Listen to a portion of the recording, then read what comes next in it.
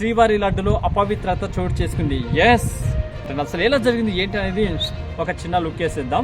ఏంటంటే యాక్చువల్గా అయితే పవిత్రమైనటువంటి నెయ్యితో ఈ యొక్క లడ్డూలను తయారు చేయడం జరుగుతుంది. నెయ్యితో పాటు ఇంకా కొన్ని ఇంగ్రీడియంట్స్ కూడా వేస్తారనమాట.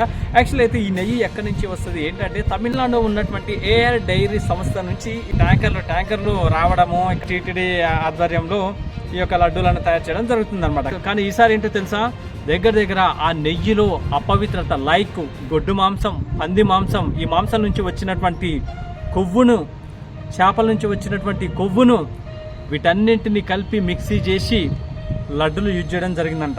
ఓ మై గాడ్, ఏంటి వెండని చాలా ఆశ్చర్యంగా ఉంది కదా. ఎస్, జరిగింది ఇదే అనమాట. అయితే మొన్న 4 రోజుల కిందట సీఎం చంద్రబాబు నాయుడు గారు కూడా చెప్పడం జరిగిందనమాట.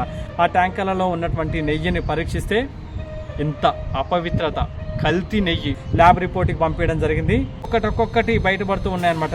హిందూ సంఘాలు ప్రతి ఒక్కరు కూడా దీని మీద చర్చలు, డిబేట్లు, మీటింగ్లు, ప్రెస్ మీటింగ్లు, గొడవలు మస్తు అంటే మస్తు అవుతున్నాయన్నమాట. ఎందుకంటే పవిత్రమైనటువంటి ఒక ధర్మాసనాన్ని మనం కాపాడుకోవాలి. సో అలాంటిది ఇట్లా అపవిత్రంగా చేయడం ఏంటి? ఒక తెలుగు రాష్ట్రాలు కాదు, ప్రపంచవ్యాప్తంగా పేరు పొందినటువంటి టీటీడీ లడ్డు, శ్రీవారి లడ్డు చాలా అంటే చాలా ఫేమస్.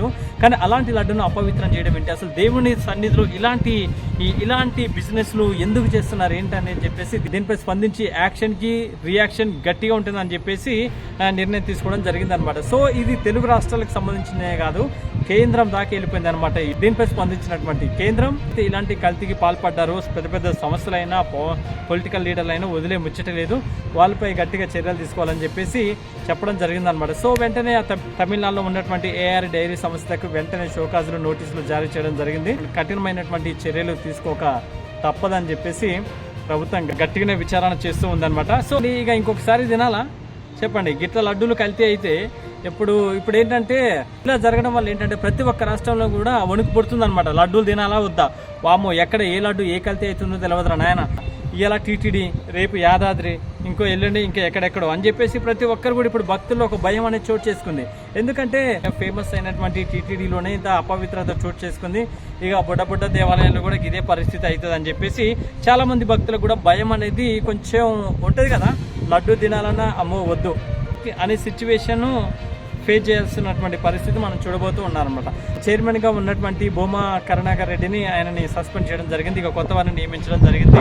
సో అదేవిధంగా ఇప్పుడు ఈసీలో తెలంగాణలో ఫేమస్ అయినటువంటి విజయ్ డైరీ సంస్థ వారు పాల ఉత్పత్తులకు సంబంధించినటువంటి శాఖ వారు మాకు ఒక అవకాశాన్ని ఇవ్వండి, టీటీడీకి స్వచ్ఛమైనటువంటి నెయ్యిని, పాల ఉత్పత్తులను మేము సరఫరా చేస్తాం, దయచేసి ఈ యొక్క అవకాశాన్ని మాకు ఇవ్వండి, మీరు కావాలంటే కనుక్కోండి, స్వచ్ఛతకి మారు పేరు విజయ్ డైరీ అని చెప్పేసి వాళ్ళు చెప్తున్నట్టు తెలుస్తుంది. సో విజయ్ డైరీ సంస్థ నుంచి పశుసంవర్ధక శాఖ వారు కూడా ఒక లేఖను రాయడం జరిగింది. మరి చూడాలి, మరి వీళ్ళ యొక్క విన్నపాన్ని మరి స్వీకరిస్తారా లేదంటే రిజెక్ట్ చేస్తారా ఏంటనేది వెయిట్ అండ్ సీ. సో అది యాదగిరిగుట్ట దేవాదాయ సంస్థ వారు కూడా కొంచెం అలర్ట్ కావడం జరిగింది.